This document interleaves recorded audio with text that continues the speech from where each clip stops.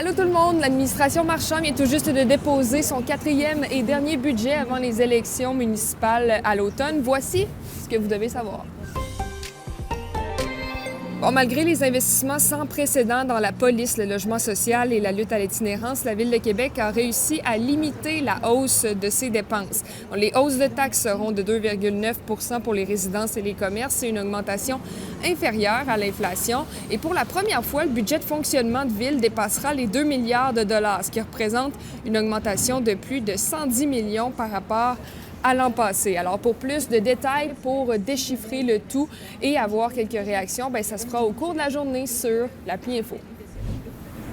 Maintenant, sachez que le gouvernement Legault va obliger tous les médecins, omnipraticiens et spécialistes à pratiquer dans le réseau public pendant les 5 premières années de leur carrière sous peine d'importantes pénalités financières. Les pénalités varieront de 20 000 à 100 000 par jour et par acte. Elles doubleront en cas de récidive et le but, c'est de freiner l'exode des médecins vers le privé, un phénomène en pleine croissance. Donc, le ministre Dubé a déposé un projet de loi qui sera étudié en 2025.